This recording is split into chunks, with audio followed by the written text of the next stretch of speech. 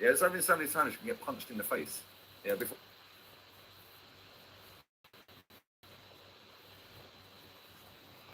Okay, it's right now.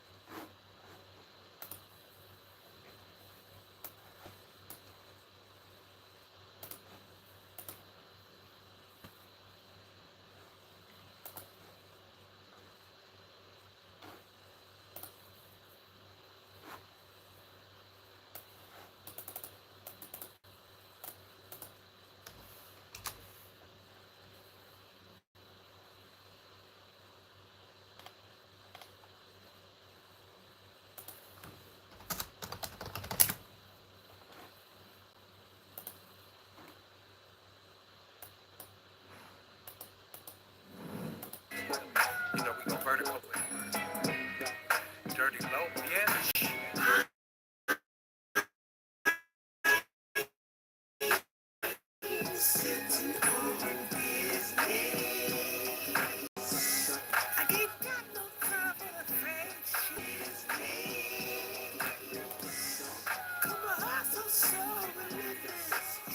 Okay. 150K in the backyard. Dirty money to clean money, yes, it goes far. These niggas ain't got no game, they hustling backwards. They ain't understanding the fact these niggas are actors. Another chapter revealed, another page turned. If it has nothing to do with me, then it's not my concern. How much money I can earn as this world turns. It's about the profit and what the game is in return. If you sitting at this table, then it's on my terms. We burn more fish in the matrix, from the fish burn. The bloodline of RP that has been reborn. There's principalities in this, so call me Big Word.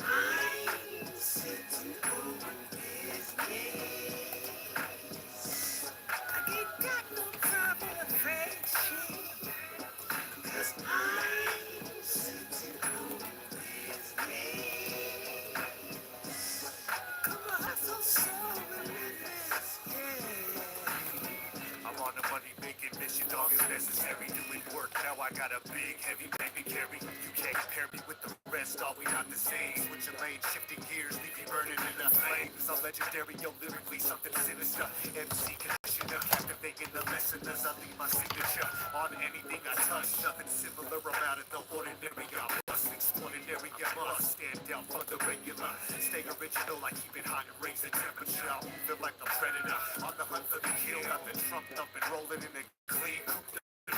Got my soldiers on the field and we down for whatever. Hear the song banging, ground shaking. No one does it better than Jay Finch and Dirty Low. Making dough on the go. All about that cheddar, getting paper, circle in the glow.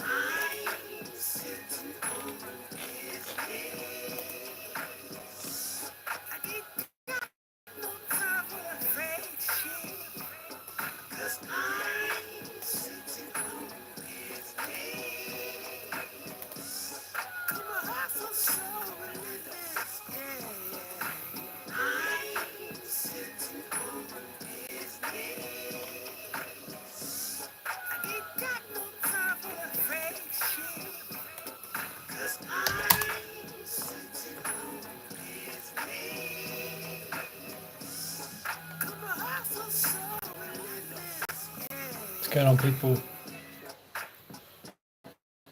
Give it a couple of minutes so you get people in to interact with.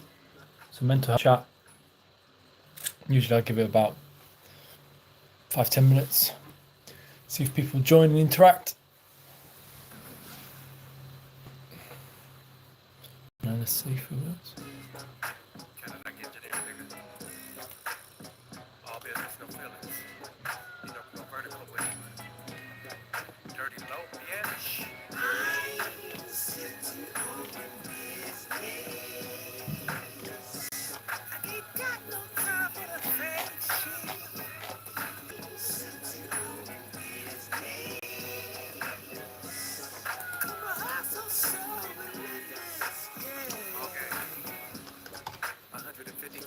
What's going on, people? Dirty money to clean money, yes, it goes far. These niggas ain't got no game, they hustling backwards. They ain't understanding the facts, these niggas are actors. Another chapter revealed, another page turned. If it had nothing to do with me, then it's not my concern. How much money I can earn as this world turns. About the profit and what the game is in return. If you sitting at this table, then it's on my terms. We burn, Morpheus in the matrix from the Fitchburg. The bloodline of RP that has been reborn. This principalities in this so-called big word.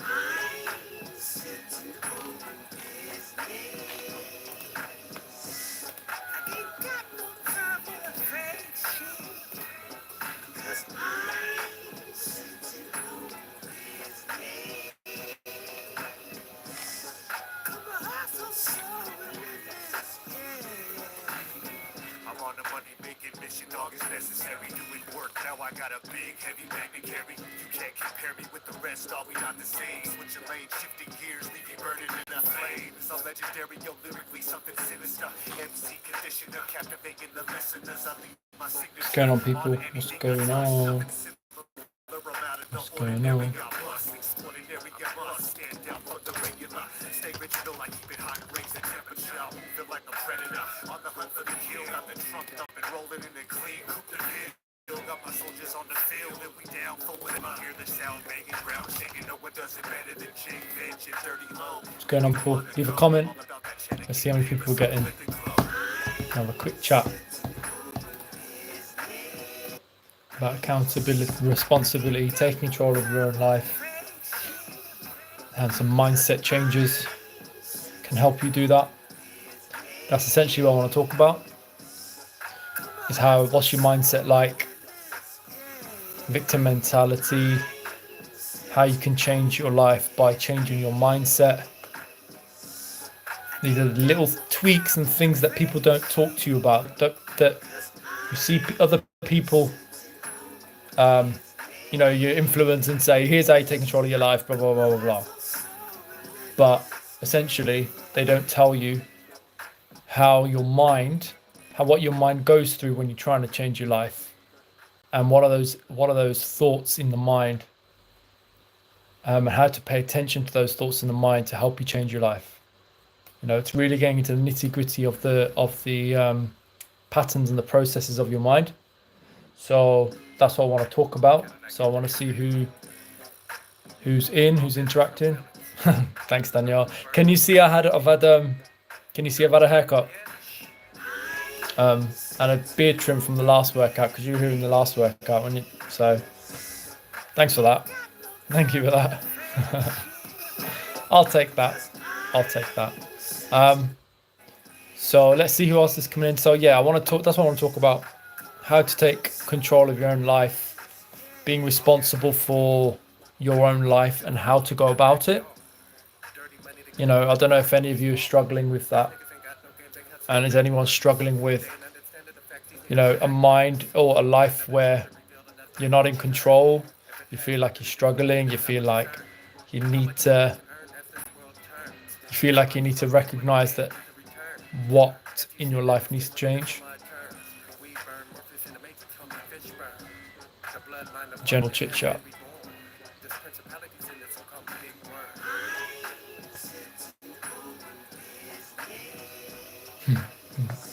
It's funny. When I scrub up alright, I look handsome when I scrub up alright. Apart from that, sometimes I look like an absolute mess.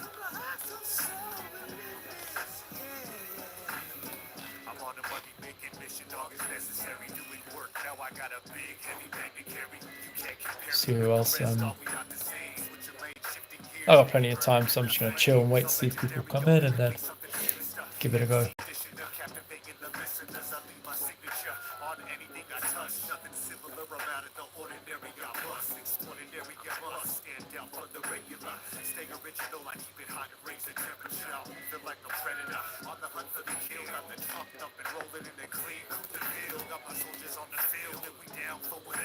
What's going on? Let's have a chat about mind and body fitness. Let's have a chat about taking control of your own life. So I'm just going to wait to see if there's a few people joining, and then I'll just in the next 5 minutes Nasty Rich Gal. I have no idea. I have no idea. That's the thing, the illusion of social media. You think, who's behind the screen? You don't know, yeah. So, I'm gonna do a live on it, and then do sort of a short video on it for my proper channel. Sorry, for like a video. And let's have a chat about this. Nasty Rich Gal. Nasty Reach Gal, my apologies.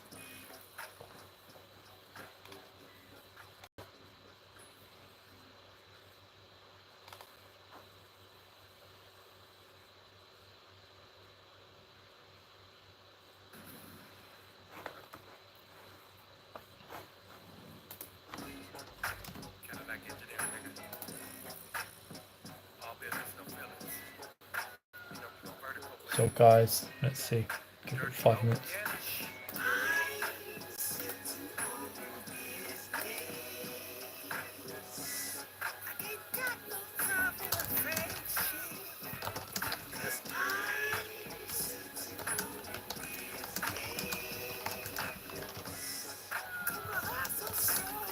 What's happening, guys? Right, let's have a chat. Let's start chatting about how to take control of your own life. And if you're feeling stuck, you're feeling like, you feel like a sense of control from other people in your life, and or you also feel like things in life aren't going so well, and you feel like everything around you, your environment and the people that you're around, isn't attributing to a life that you want, and it's making it very difficult for you to take control, make the actions, take the decisions that you want to make in your life in order to visualize the identity of who you are and the life around you that you want to build. And essentially, sorry about that. Essentially, it comes down to a few things. First of all is acknowledging that your life needs to change. The thing is like we can coast through life through a mentality of not taking responsibility for when we're not happy. So if we're unhappy, if we feel like we're just coasting through life, because we feel like there's no hope, there's no way out, and we accept that mentality, then essentially your life's not going to change. It's really difficult. It's difficult because when your mind is in a difficult state of, let's say, a barriered state I'm talking about is, everything around you, people around you, the environment around you is toxic, it's difficult to get out of. Your mind will continue to regurgitate that thought and that feeling. But when you acknowledge that something isn't right, you're paying attention to those voices that tell you something is wrong. I'm uncomfortable here. This is not the life I want to live. I don't want to do this job. I don't want to be with these people, or I don't want these people around me. And essentially, the first thing is to accept and acknowledge that those voices in your head are telling you something. It is a message that is telling you that your life needs to change, and there needs to be an acknowledgement and acceptance of that.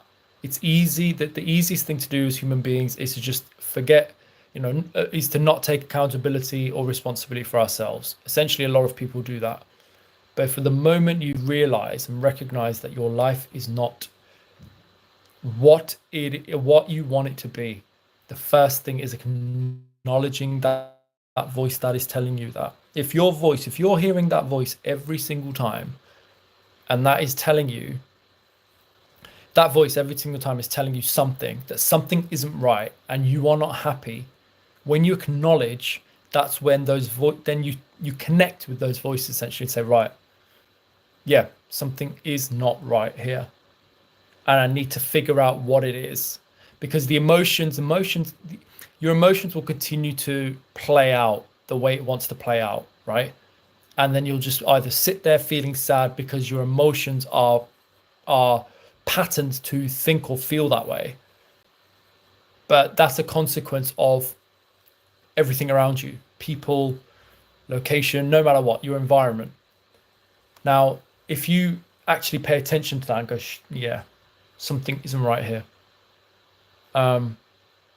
Unlicensed therapist, I think is probably the right thing to do, to say, my friend. Thank you for tuning in. Yeah, it's acknowledging that something is not right here. What are my voices saying? What is my mind telling me? Write them down. Pay attention. Each and every time that you feel like something is wrong, and those voices are attributing yourself to that, write them down. And then you'll recognize these are the problems, why these are the feelings that I'm feeling right now, being here. You might want, you can write them down and say, I want my life to be like this, or it can be, I don't want my life to be like this, or my life is currently like this. Set a sort of a picture of what your life is like right now, what you like about it, what you don't like about it. But essentially, you either can accept what you don't like because because what you like about your life is good enough for you to continue to live, and you recognize that it's not all bad. I mean, you can have that mindset, absolutely. But if you feel like you're in a position where, or if you feel like you can change things in your life, just take that step of acknowledging, listening to your voices. The thing is, the mind can be controlled. A mind is a process. What we inherit is the data that we inherit is from our senses. It will then impact how we feel, how we respond, how we behave. But essentially, you need to be able to tell your subconscious mind, nah, I don't want to feel like this anymore. I don't want to live my life like this anymore. The moment you bring your conscious to the subconscious, that's the game changer. That's your acknowledgement saying something is wrong and it needs to change. So that's my first point. I've been told feelings aren't real. Of course feelings are real. I mean, those that... Actually, I'm going to ask you, what do you mean by that? Do you just mean generally when we're feeling sad or whatnot, or do you mean that feelings are not acknowledged? Meaning that you may say to someone, I'm not feeling so well, or I'm feeling really low about this, and this is the reason. Do you mean that your feelings are not acknowledged? Because I'll be really interested to know that. If you think that your feelings are not acknowledged, then that person or those people that are talking to you about that or saying that or make you feel like that, they're not very self-aware, they're not empathetic, they're not honest, they're very I need to think of a word for someone who's dismissive. They are dismissive. So if you are, it depends what the context of that is, what you've been told feelings aren't real, and recognize who is actually telling you that. More so acknowledged. Okay, so acknowledged. So if your feelings aren't acknowledged, well, so your feelings aren't acknowledged. Essentially, that means that your feelings are dismissed and they don't matter. So if that's the case and nobody acknowledges how you feel, again, that could be, as I mentioned, it's either dismissive attitude for someone who doesn't want to about what you're feeling, or they just don't care, or the fact they don't understand. Because you can have feelings of I'm feeling happy, sad, low, but the moment you go into more deeper analysis of that, when you have conversations with people, empathetic conversations with people around, oh, I'm feeling low because XYZ happens, or this is making me feel like this. A lot of people can't engage in empathetic conversations that can help you listen and sit there and go, okay, you're not for example, you may tell them that something happened that made you feel this way. You may have someone you're talking to say, can you tell me a bit more about it? Someone who's engaged and interested. But you have dismissive people who just probably don't understand either. So you've got to realize who are you talking to your feelings to? So who are the people you're talking to about your feelings? You know, you've got to try and study the person or the people that you're engaging with about this, because essentially that's the you've got to trust the people that you're talking to. You might, if you have empathetic people, they'll recognize that feelings are real, or they'll acknowledge your feelings. If you have dismissive, narcissistic people that don't care, so think about that. And let me know.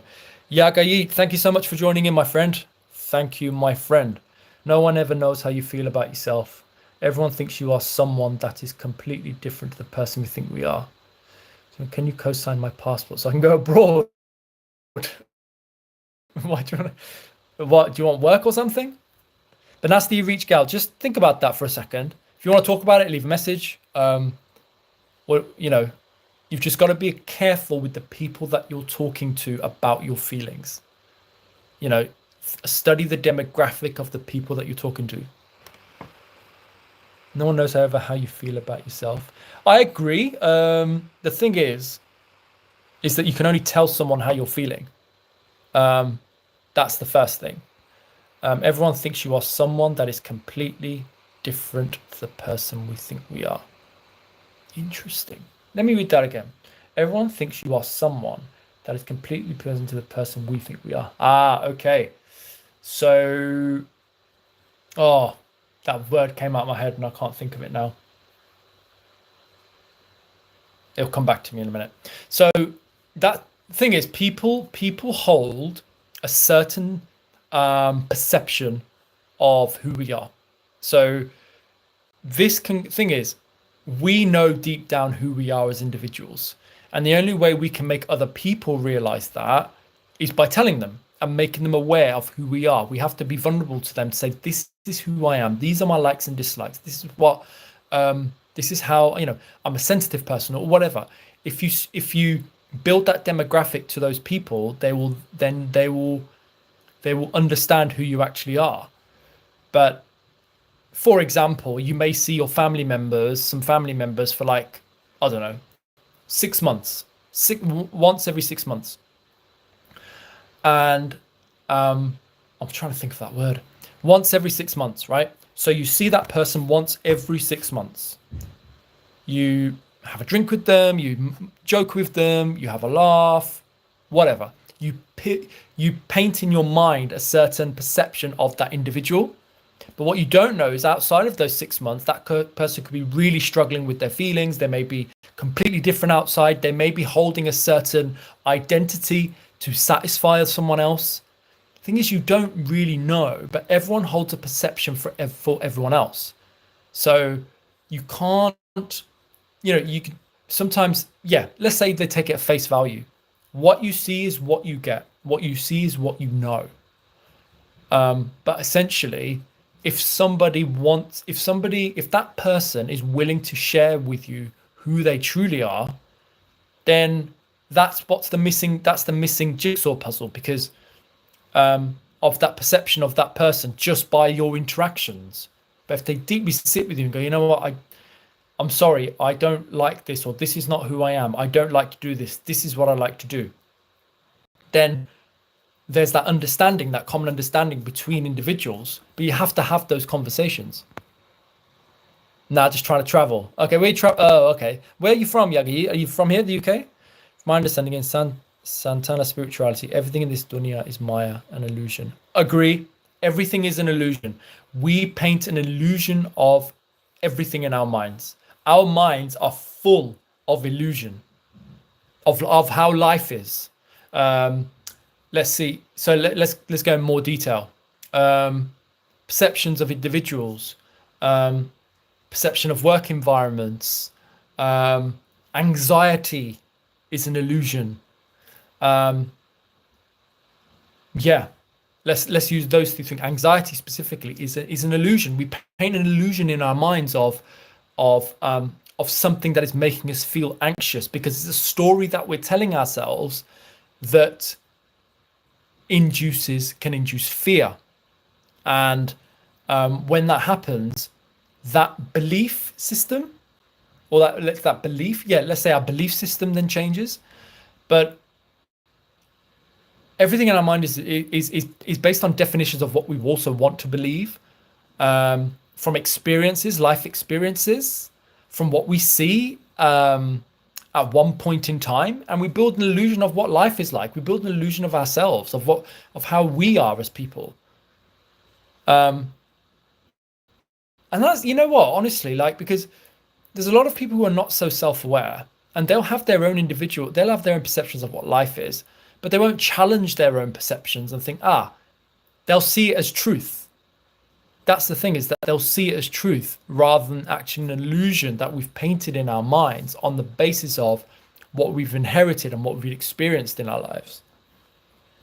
This is my view on this topic. You may have a different view on who you are. I completely agree with you with what you just said.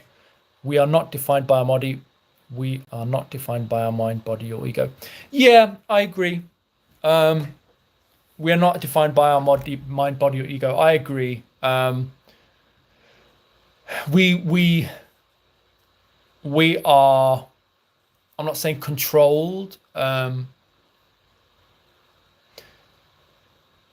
guess I want to say is that our illusions dictate how we see ourselves, how we see other people, and life in general.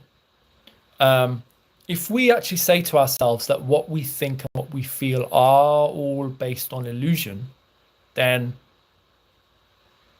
you can challenge how you think and how you feel. But yeah, we're not defined by our mind. We're a construct. Let's use that. We are a construct.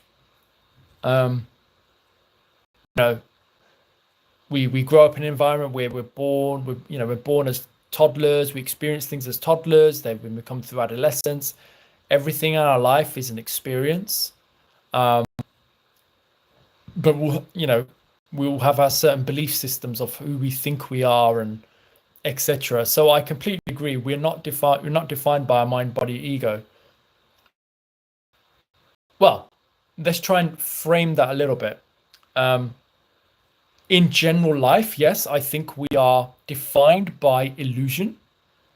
We are defined by the illusions of what we believe, which constructs our mind, body, and ego.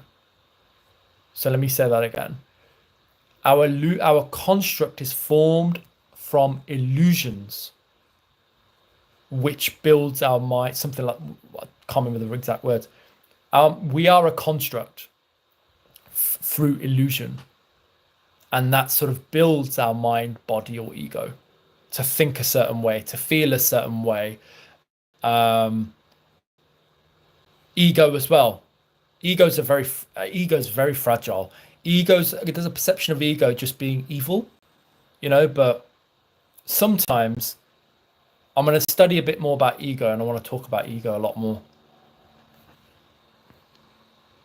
I acknowledge that I'm not merely the physical body, the ego, or the mind. Yep, agree. I recognize that I'm a true essence is divine and I'm a manifestation of the supreme being.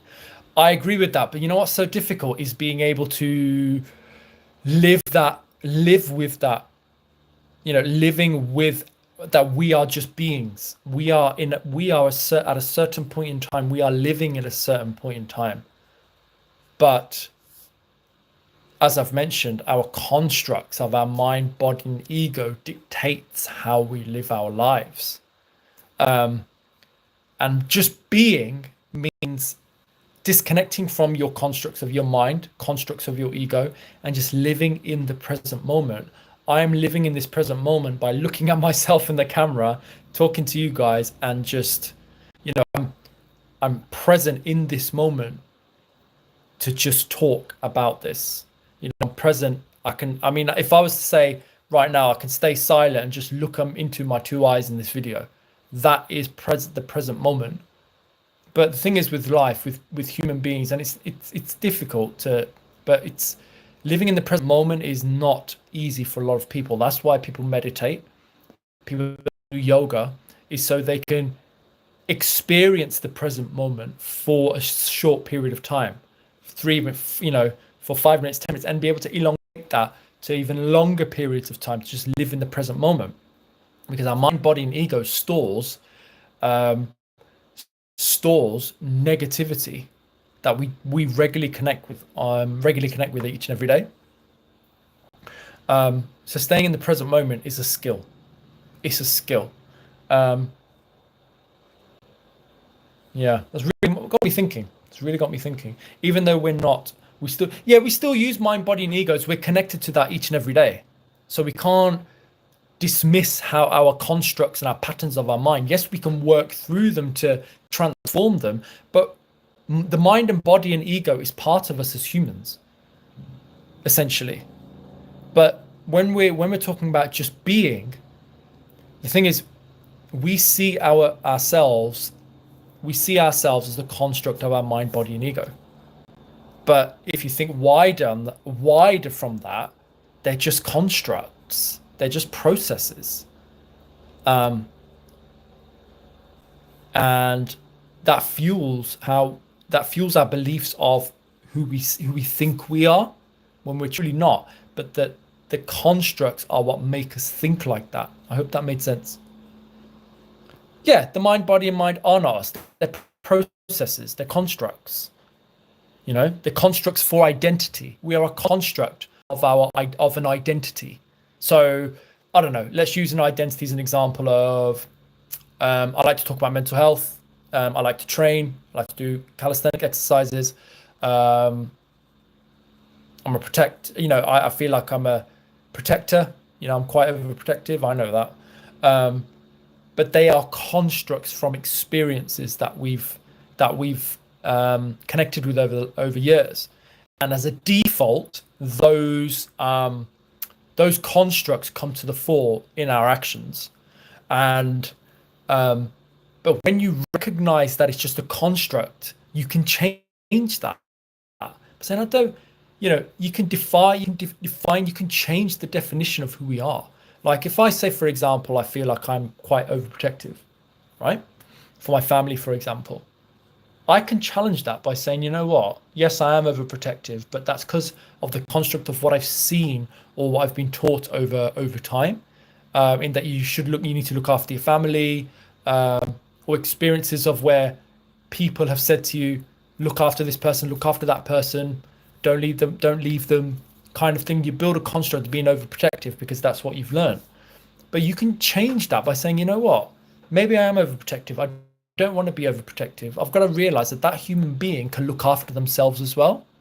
That person can make decisions for themselves as well. That person is in control of their own actions and their feelings and behaviors as well. The world isn't as scary for one of my sons or daughters, for example, who is out there at 3 o'clock in the morning.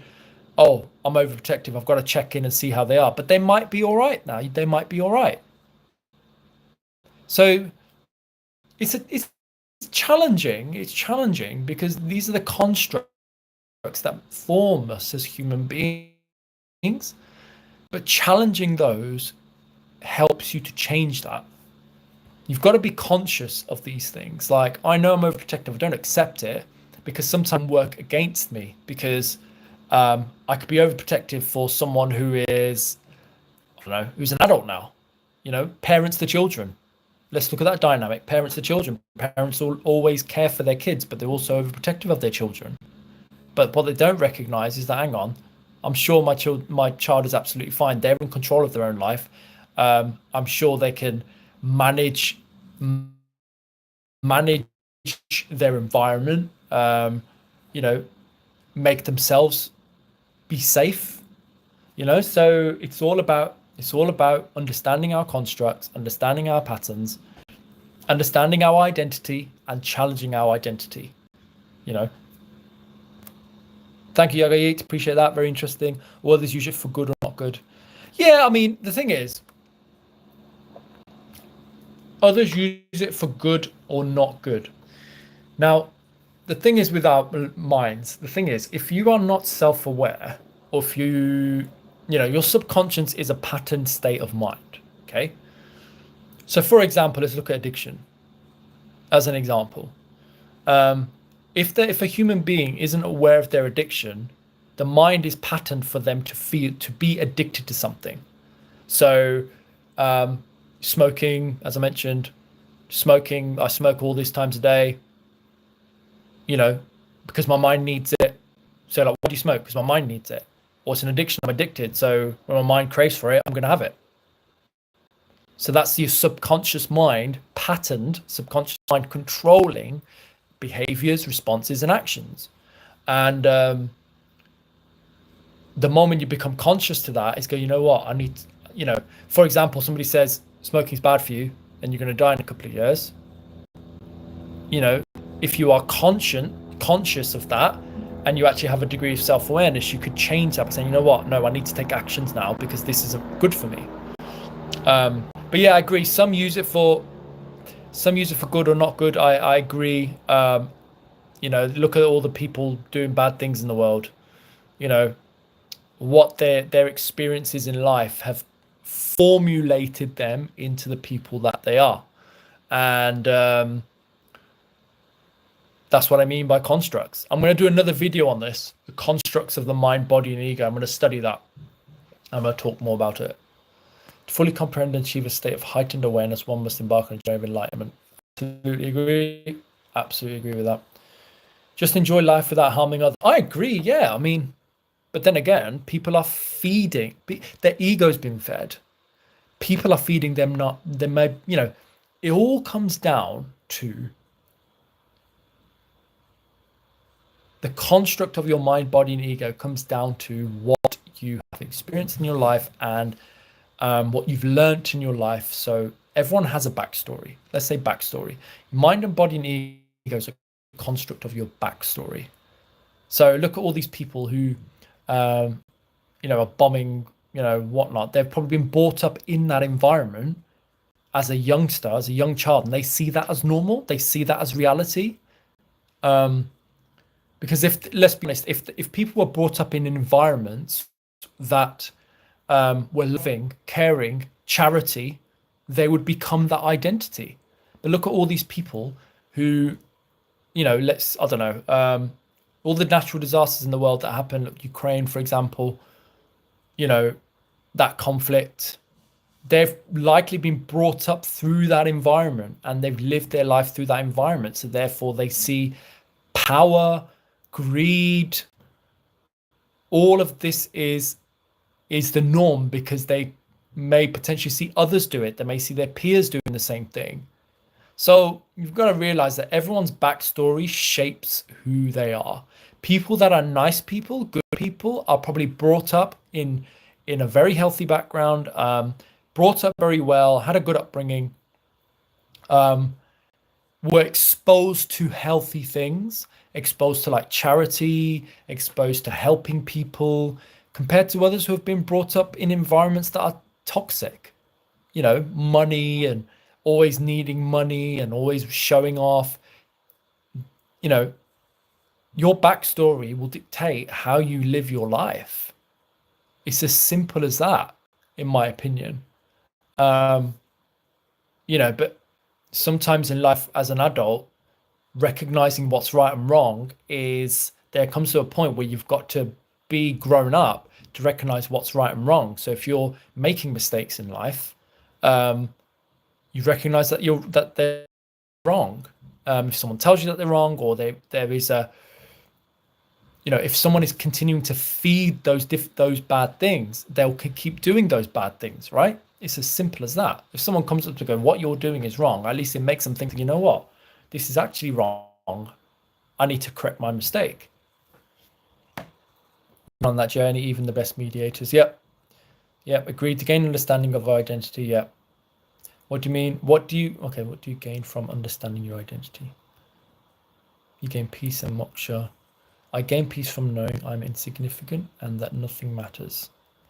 Oh, salute, Chris. I'm going through my comments, man. How are you, my friend? We're just talking mental health stuff, about taking responsibility, control of your own life, but we were on a tangent around talking about the construct of the mind, body, and ego. I gain peace from knowing I'm insignificant and nothing matters. That's interesting, Yagi. Oh, what's going on here? So, That is really interesting what you said. I gain peace from knowing I'm insignificant and that nothing matters. That is peace. You're letting go. You're letting go of. You're letting go of. You're being a supreme being here. I'm using that word. That peace is like, nothing matters in this world. No matter how much, I'm trying to think of examples, but basically what you're saying here is that nothing matters in life. You just live your life in a peaceful state of mind. Because, for example, your job may not matter. What someone has said may not matter, may matter at the time, but you recognize the insignificance of all that because we've all got a timeline to live. So if you pay too much significance to something, like significance to what someone has said, significance to something that may have happened in your job or whatever, your energies are fixated on that. And essentially, there has to be a point in time where you just let go of that. And from what you said, it doesn't matter. It's insignificant. It's done. Move on. If we attach our minds to things that have happened in our lives and we continue to regurgitate the same feelings, I can't believe this happened in my life, or can't believe this person said that. Essentially, you can either connect your energies towards that and regurgitate the same feelings each and every time and make you feel like crap, or you can recognize that, fair enough, that's happened, it's okay, move on. It's insignificant. It's significant in that point in time of your life, but it's insignificant as you continue to live your life, because eventually that moment in time will pass and you have no connection. You should have no connection to it. A life without attachments? Absolutely, yeah. A life without attachments, now that's a challenging one. I think as time goes on, when we get older, I think that is learnt as we get older, that attachments do not matter. Attachments are just, let's say it's just rent for us to live on. Simple as that. Houses, cars, possessions, jewelry. People can feel attached to things like that because people can feel attached to things that make them happy. But what you're doing there is you are relying on something external to make you happy. So you get more from it. I want to buy another property. I want to buy another car. I want to buy some more jewelry because it makes me happy. That's not eternal happiness. That is happiness being controlled by something external. So attachments, it could be relationships, attachments with people as well. You want someone to make you happy, so you attach to them because they give you a dopamine fix or they make you feel happy for that moment. But essentially, you're relying on external factors to make you happy, and they're attachments. Essentially, you attach to something. So detaching is the key to happiness because you are happy within yourself as a being, as a supreme human being that you are now. You are happy as you are, and you don't depend on anything external to put a smile on your face. You just wake up in the morning, you feel blessed, you feel happy that you've woke up to see another day. All of these things are significant, but if you are attached to something that makes you feel happy, like a drug, then essentially you are living a life with attachments, but you are not eternally at peace. Chris, we doing, my friend? How's things? Yagayid, I just talked about attachments. I hope that answers your question. This world has nothing but sadness. I think the UK is just, I don't know.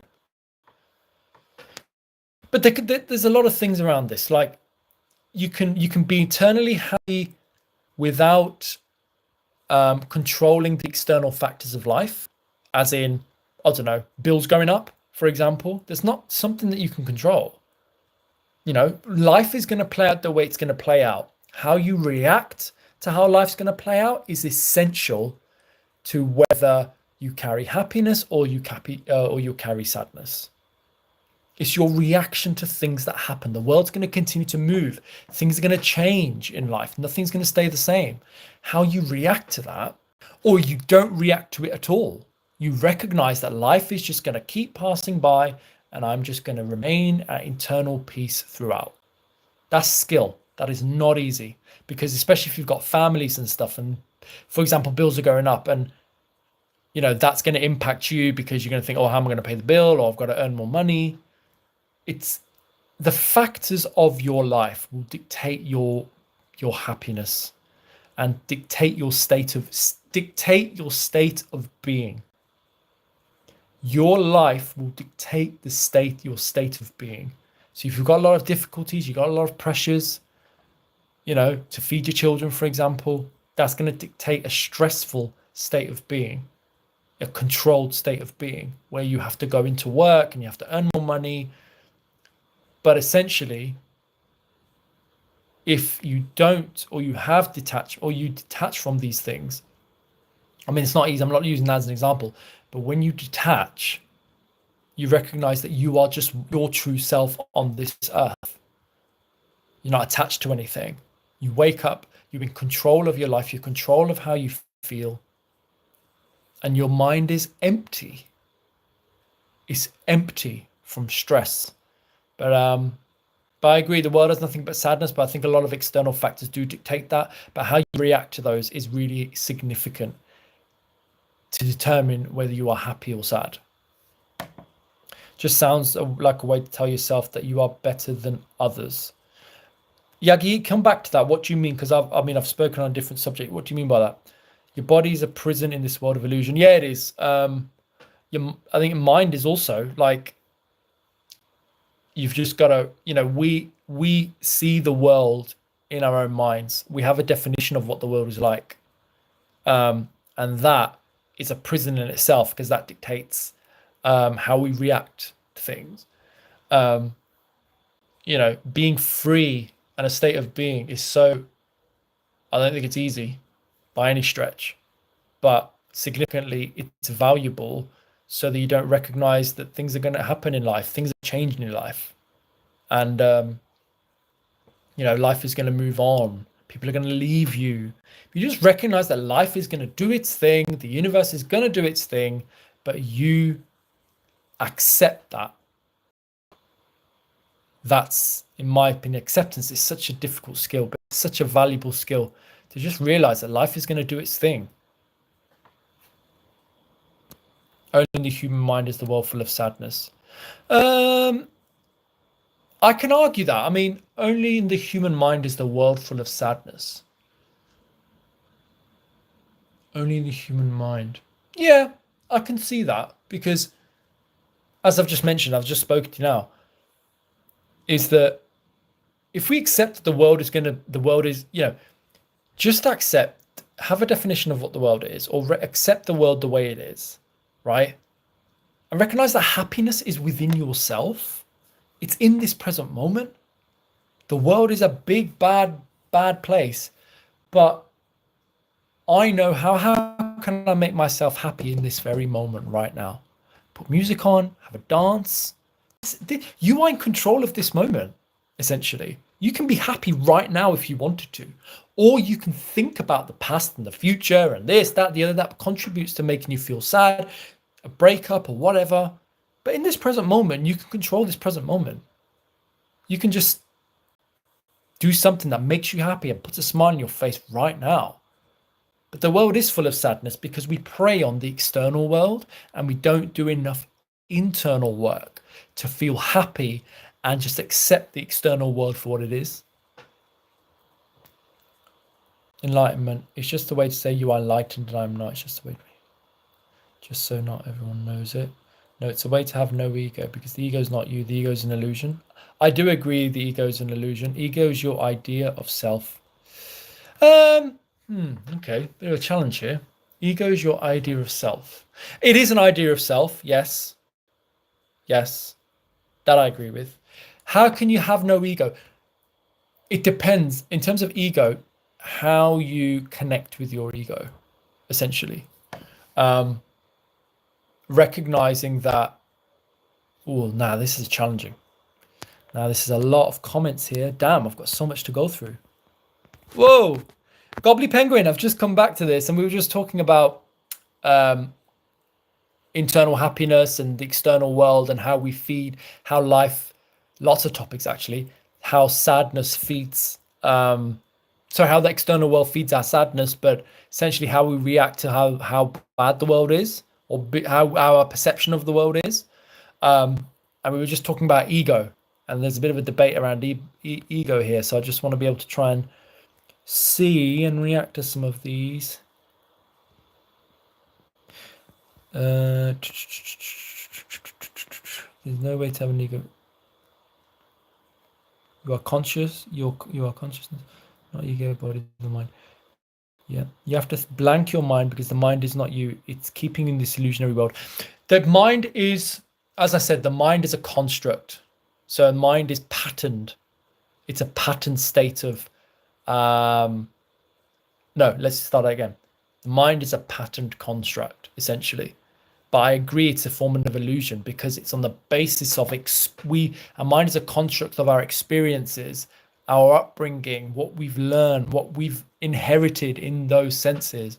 It then it's a construct. It's like a ball of fire with all those thoughts and those feelings and emotions. But essentially we can challenge that. By, for example, if we see the world as a big bad place, or we've learnt in childhood that the world's a big bad place, you may have had bailiffs come into your house, you may have had people try and steal your money, this, that, the other. There is your construct of what you've experienced is, the world is a bad place. But essentially your conscience will tell you that the world can't be that bad of a place. You're going off by your beliefs and your experiences. That's the way I see it. But if you can, your consciousness will help you challenge that. They'll allow you to say, well, no, surely that's not true. That is just based off experiences. Surely there's a better world out there. And you can challenge that by going out there, meeting new people, or seeing good things about the world, to help you challenge your own viewpoint on the basis of what you've learned and what you've inherited in your life. You need to live in the real world. Again, the real world, that's the thing. There are people who live in the real world and recognize that we have to make ends meet in life. We have to be stressed. There's always something to stress about, etc. I agree with all of that. I guess the way I would probably say it is, if you control your present moment, that present moment, regardless of how the world is, then you have that in that present moment, you are in control of that moment. So essentially what your mind, your constructs of your thoughts and whatever the real world is like, your perception of the real world disappears in that moment, because you are in that present moment. And you know what? I'm not going to think about the real world, or I don't need to do anything that connects to the real world. I'm just going to be happy in this present moment. So mindfulness is key to that. So you need to live in a, Look at you. The world is not real. Your mind makes the world. So I agree. See, that's your problem. The world is not real. Your mind makes the world for you and believe it is real. So that for me is true. I mean, I've gone through either I'm going behind on my comments, but I've got so much I don't want to repeat all the things here. The world is not real. Your mind makes the world for you and believe it is real. Again, constructs of what we've learned and what we've experienced in our lives. That paints a perception of how we see the world. It is true. It is true. And then we believe, the world is a bad place because this happened to me. This has happened to me all this time. The world is a bad place. People are bad. But then essentially flip it on the coin. If you've had a good upbringing and you've been around nice, lovely people, you'll see the world as a good. You potentially will see the world as a better place. It depends on the information and the data that you inherit, what you connect to. If you connect to the media and listen to Sky News, BBC News, whatever, and all they're showing is bad things that are happening in the world, you will see the world for what it is. But if you take yourself away from that and connect with good things, positive things that have happened in the world, positive people, positive energies, then you're going to see the world as a better place because your mind is constructed to believe that. So I agree that the world is not real. Your mind makes the world for you and you believe it's real. I do agree. I do agree with that. It's kind of hard for me to understand how I became the man I am. Oh, Chris, okay. It's kind of hard for me to understand how I became the man I am. I grew up in a very unhealthy environment and became a product of my environment. I was a foster kid and juvenile delinquent. Product of your environment. Very true. We are all products of our environment. As I mentioned, the construct of our mind, the construct of our ego is fed from our environment, the product of who we are. It's so true. And to be honest, Chris, I think hard to understand how I became the man I am. If you mean the man that you are today,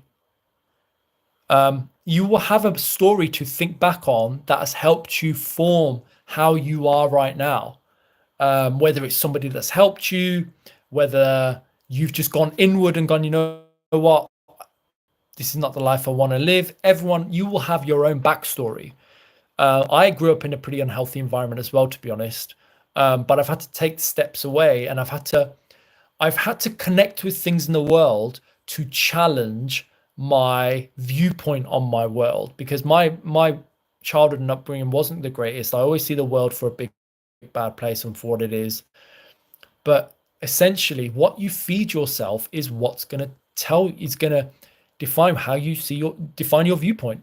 It's all the information that we inherit, essentially.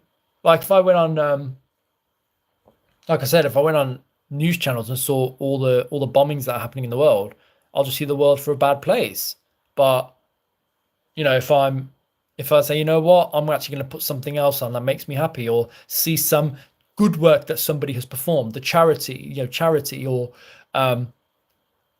somebody you want to feed someone's, you want to, it's whatever you feed in your mind, essentially. And that's the bread and butter. That's the bottom line. Yagi, thank you so much, my friend. I'm trying to build, thank you for subscribing. I'm trying to change the theme of the channel. So it was more burpee calisthenics training, but now I want to incorporate more mental health content. And I need to be able to see how that grows on the channel. So it's called Holistic Rambo Mind and Body Fitness. So I'm going to try and see how this all works, and how this, if it's something that, if it's something that works together, body fitness with my workouts that I still will upload, but also mental health stuff as well, because I feel like I've got a lot that I want to share. But thank you. And Chris, and that will make you search for the truth and not be a follower. Absolutely. I used to look around me and tell myself this can't be normal, so I sought normal.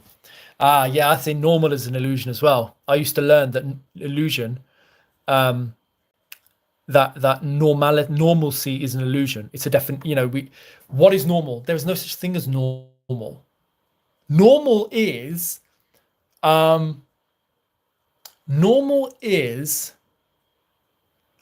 got to define this properly. Normal is taught,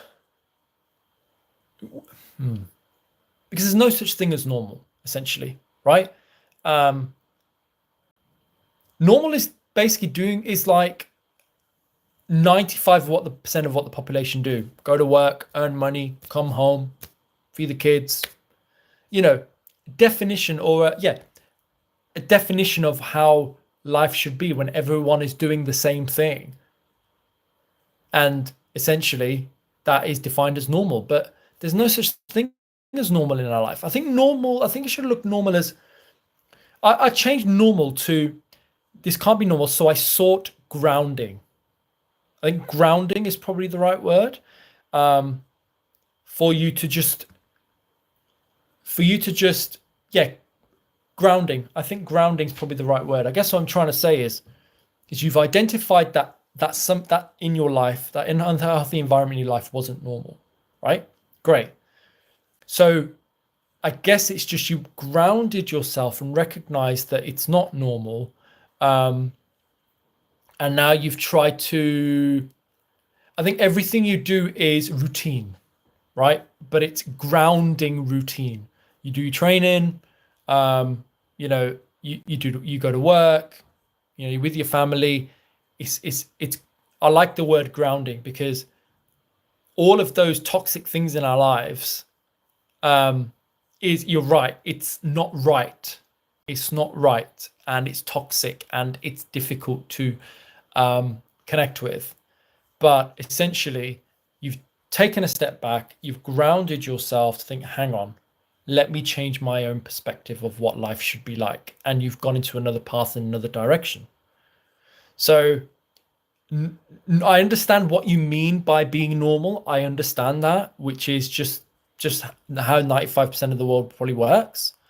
But that's another conversation of, does normalcy is another illusion. Normalcy is another illusion.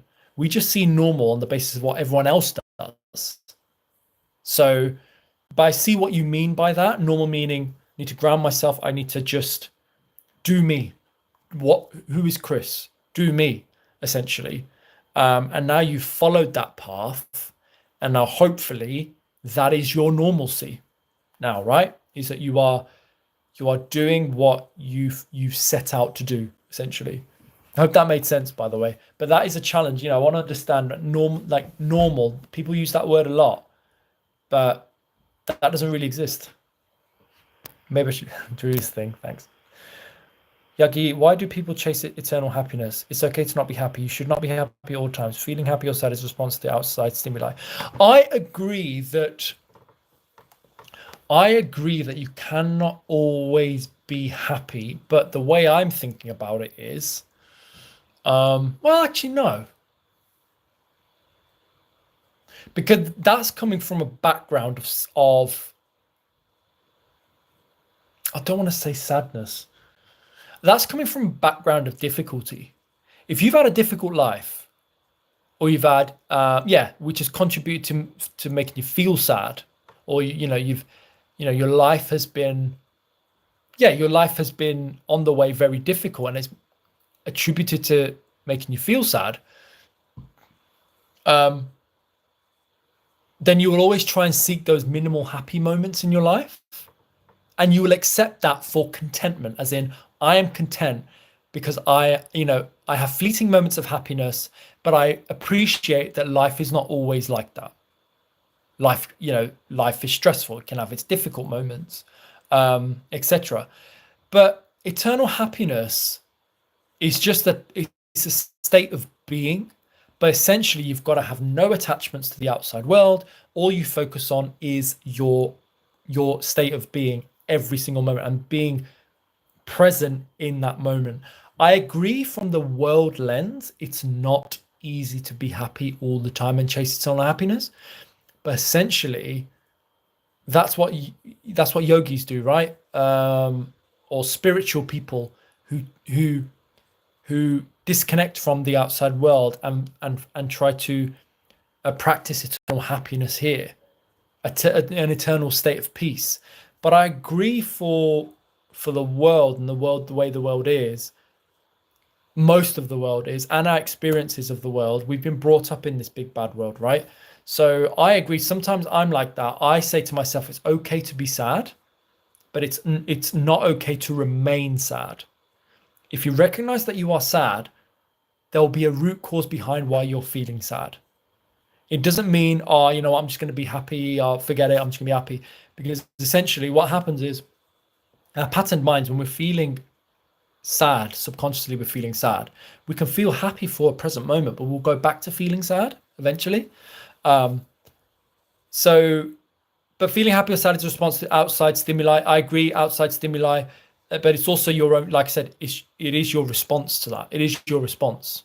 So, but yeah, I mean, I have happy moments, and I'm happy to have those moments because I appreciate that my life, but I'm looking from my life, has been difficult, but there have been sad moments, there have been difficulties, and that's okay.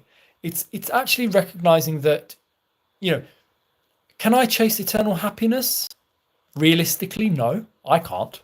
I can't chase eternal happiness because that means basically disconnecting everything in my life right now, but I can't do that. You know, you have bills to pay, this, that, the other, right?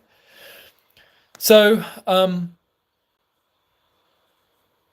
it's accepting that life, that my life, I accept that my life, I won't always be happy. And like, you know, eternal happiness is not that easy, but I can chase happiness moments in time where I can feel happy, but acknowledging that if I'm feeling sad for what reason, it's okay to feel sad. For that moment, if you need to feel sad, feel sad. Let your soul, your mind and soul process that sadness. And I think there's a lot more neuroscience around this here that I haven't studied a lot yet around, you know, the emotional side of the brain, the logical side of the brain, the I'm not going to butcher the word of what the prefrontal cortex of your mind is. But, you know, I think from our viewpoint of our lives and who we are, sadness, you are going to feel sad at some stage in your life. But, you know, whatever those emotions are, that is okay. It's about, for me, it's about accepting that I may feel sad, but not withal or drivel in that sadness, but accept that I'm sad at this moment, and that's going to pass. Everything is great. I feel blessed. Yeah, I'm fine, Chris. I mean, like I was just saying, I'm recognizing the world for what it is. I'm also recognizing how my life has been. You know, I appreciate my life and the way it's, what I've experienced and what I've learned. But generally, I'm doing okay. But we can always be better, right? We can always be better. But essentially, that is being conscious towards ourselves each and every time. If there's something that we don't like in our lives, is taking action so that we can experience more happiness. But these are conversations that require you to be spiritual and to train or practice eternal peace and eternal happiness, if that is your direction that you want to go down in life. But generally, I'm fine. I'm all right right now. I'm looking at it from this present moment. I'm talking to you guys, and I appreciate all you guys that have been here, and I'm all right right now. I'm absolutely fine. I'm all right. I was referring to people who chase this enlightenment. It's same as people who believe they are more special than others. Enlightenment, yeah, I mean,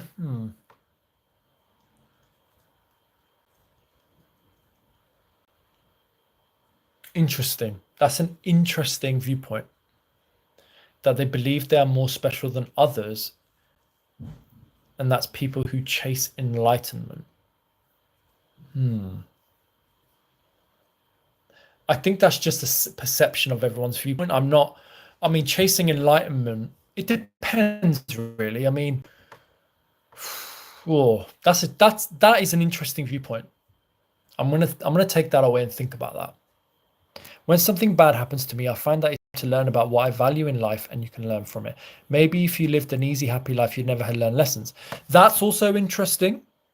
If you've been spoon-fed a life, then yes, you won't understand what it's like to be challenged.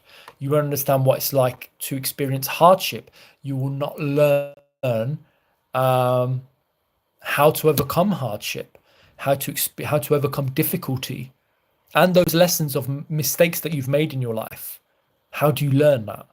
But you learn that by living a life on your own 2 feet, appreciating that you are going to make mistakes along the way, and that is just part of growth and growing to be better and do better each and every time. So I agree with that. When something bad happens, I find that it's time to learn from it.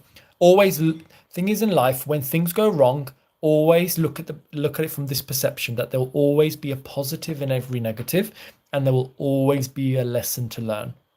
Instead of fixating that something bad has happened to me and you feel sorry for yourself, or something negative happens and you're too focused on the negative, what can you learn from that and what positive can you take from that? What lesson can you learn to you either don't do that again, or to make you grow into the person that you want to be.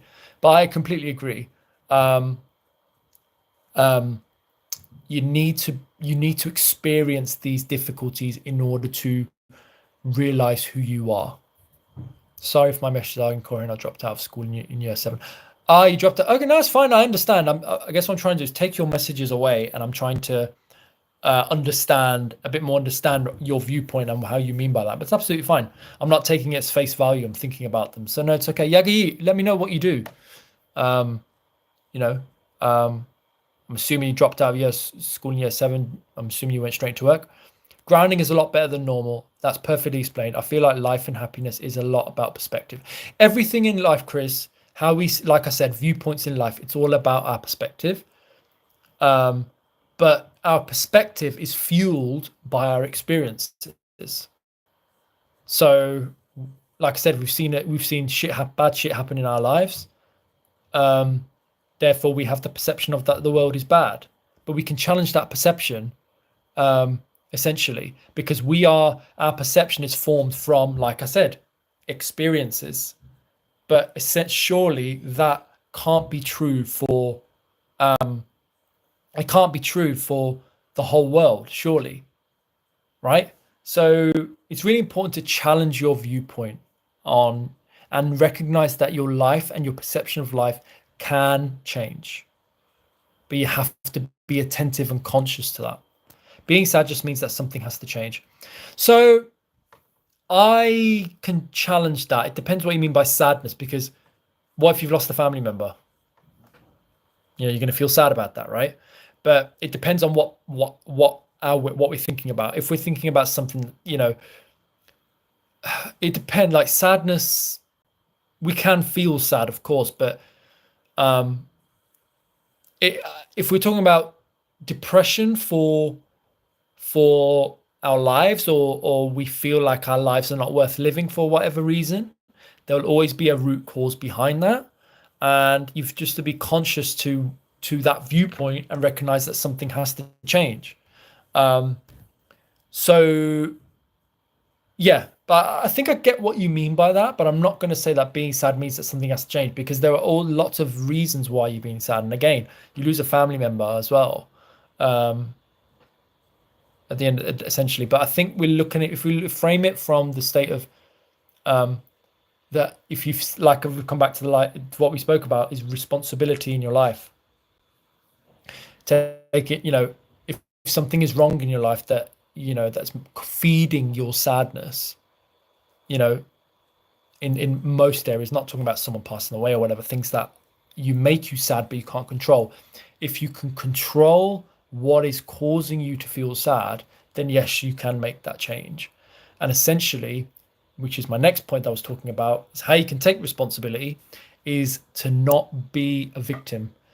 Victim mentality is essentially a trait that makes you think that the external world is to blame for your problems, or you feel too more sympathetic towards yourself. Which sympathetic to you is okay, towards yourself is okay, but not in the sense of when you feel like you're a victim of something that's happened in your life and then you blame everything else, instead of looking at your own perspective, changing your own perspective and your own actions. Being a victim is toxic, because you blame other people. You blame, this person did that to me, that's why I'm feeling like this. Okay, it's happened. You're going to keep mellowing over that all the time? Change it. Accept it. Something has happened. Okay. Now, you can either move forward with that.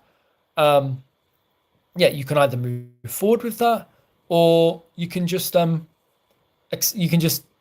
keep connecting to that to make yourself feel sad. That's just a form of victim mentality. That person did that to me, therefore I'm like this. What about, okay, that person did that to me, it's okay. It's okay. It's time to move forward, time to move on. So come out of victim mentality, because you can change your perception to what's happened, or you can either mellow through that all the time, or you can just let it go. Yeah, the next thing about how to take control of your own life. again, is being conscious to what you need to change, conscious of what is causing you to feel sad, what makes you feel depressed. You know, you've got to be awareness is essential to that, because you can coast through life without recognizing what is causing you to feel sad. You just accept that you're feeling sad, that life is sad, and this, that, the other. It's fine. That's just life, isn't it? You can shrug your shoulder and go, that's life. But if it's sadness that you can control, if it's something that you can change in your life, which is part of that root cause, then you can change it. You can change it. But it's about being aware that what that issue is. What is that root cause? Is it the people around you? Is it your mom and dad? Is it something that happens in life that you regularly connect with? Can you change it? You know, it's about being conscious and aware and conscious, and your awareness is really, really key to that. When I go through difficult times, I know that the sun will shine again because I've been through difficult times before. Yeah, essentially, it's about your game perception. We come back to perception. It's about the perception of how you see difficulties. If you accept that life is going to be full of difficulties and struggle, in life you will always struggle. There will always be something to stress about. There will always be struggle. Or is life struggle? Again, it comes back to your perception. When you go through difficulty, you know how to navigate yourself out of that difficulty. So in effect, based on experience. So if something happens, for example, you lose your job for the first time, you think, oh my God, I've lost my job. How the hell do I react to that? Oh my God, I can't believe. You feel like, because that's the first thing that's happened to you. Things that happen to you for the first time is that's difficult, and that can make you feel low, make you feel sad. But essentially, as we grow through difficulties, grow through difficulties in life, we build the experience on how we can navigate through those difficulties. Just like yourself, Chris, you know that there'll be some time in life where you experience difficulty, but you'll be able to navigate yourself through that because you've done it before, right? So you have to go through difficult times to appreciate the good times. Yeah. I mean, absolutely agree. That's a good point. If you're always happy, fair enough. It's great that you're always happy, but difficult times help you appreciate the good times. I agree. Those happy moments in time, and you will appreciate those small things in life. Those small little things in life. I do agree with that personally. Some people are addicted to sadness. I don't think it's addicted. I think addicted to sadness, more the case of they may not know how to control their sadness. Addicted to sadness could be, yeah, I think that I'm just going to leave it at that. I think it's how they probably don't know how they can control their sadness or control their emotions. If you can't control your emotions and your mind continues to feed and regurgitate sadness each and every time, you're going to feel sad for the rest of your life, because it's that you're thinking about that's going to continue to make you feel sad. But if you're able to control your emotions and be conscious that you're feeling sad, for example, recognize what's causing you to feel sad. What's the solution behind that so you can avoid feeling sad again? So yeah, addicted to sadness, I think it's more, but again, there may be external factors in their life that has continued to make them feel sad. They've lost loads of family members. There's always bad news, but at the same time, it's how you're able to control that sadness to appreciate the happy times. When everything is going good, you have a lot to lose. When things are going bad, you have, oh, wow. When everything is going good, you have a lot to lose. When things are going bad, you have a lot to gain. When bad, you gain a lot of wisdom. You gain experience. You gain knowledge. You gain lessons, essentially, to avoid those bad things from happening again. But you have a lot to lose if you think everything is good, because you don't know when something hits the fan. You don't know how to deal with it. You don't know how to deal with that instability. And that's why difficult times are really important for you to experience instability, to experience difficulty, so that you understand how it feels and how you can combat that. As Chris said, going back to his comment, the sun will shine again because I've been through difficult times before. Rambo, do you remember the difficult times in Balsall Heath other days when you were just a baby? Yeah, Balsall Heath. Oh, Spark Brook, Spark Hill. I mean, Balsall Heath, I mean, I was more in the Hall Green area, so I don't really, but I heard a lot about Balsall Heath in those times. Is it Balsall Heath? Yeah, it could be Balsall Heath, but yeah. But anyway. So, I want to wrap it up. Essentially, to take control of your own life, be consciously aware of your environment,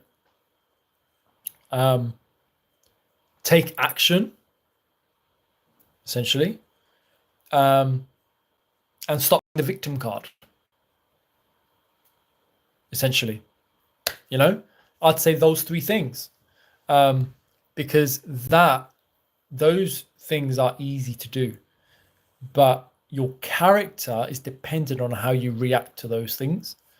But taking action is really important. You know, if you recognize the sadness, you recognize the difficulties in your life, or you just simply want to take control of your decisions, taking decisions, owning those decisions, owning your actions, owning that through accountability. So take accountability is another one. Take accountability for your life. Simple. Not a lot of people do that, in my opinion. And if you take accountability of your own life, like you recognize that if you are feeling sad, you can take accountability of that by saying, okay, I don't want to feel sad right now, or this is what's making me feel sad. I need to take this out. Or even if you've made a mistake in your life, own that mistake, own it, and don't blame other people. Don't be a victim. If there's a mistake that's been made, take accountability of it, take action. Being a victim will never allow for accountability. Exactly, it doesn't, Chris, because unfortunately I felt like victim when I was younger. I had that victim mentality when why are things always happening to me, or why can't I live the life I want, all of that. But essentially you can, but your mind is telling you that you can't, but you're believing it. But now you learn to take accountability, go, actually, I'm going to challenge that by taking action. I'm going to own those actions. Even when you make mistakes in life, take accountability. Be accountable for your actions. Okay, I messed up, and that's okay. I'm going to learn from that, and I'm going to grow from that. You own that action to become a better person rather than blaming other people. This is the best stream I've found on YouTube. Definitely should do this often. I think you can help a lot of people. Thank you, Yagayid. I mean, I'm trying to find how I can spread this better, because I've my channel's not big, of course, so I'm trying to change it to maybe, again, I'm changing the theme to Holistic Rambo Mind and Body Fitness, but I need to be able to see how I can help people, how I can engage more people. But I think being in YouTube is very difficult. I think it's just a lot of hard work, interacting with people like yourselves, because I'm hopeful that you guys will come back in my next live. So I think it just comes down to a lot of hard work and dedication and a luck of the draw to be able to hopefully, if my channel does get bigger, get better and grow, it'll be at a point in time where one of my videos might click and it might be exposed to a wider audience. Some of the things I've been through. Yeah, I do, my friend. I completely agree from what you've said. In the past, it will come with time, just an algorithm. I won't focus on the numbers. Yeah, just focus on the content. I mean, as long as I can help a couple of people, 1 or 2 people, 3 people, 4 people, that's enough for me, man. It's all about the engagement and the connections and the difference that you make in people's lives.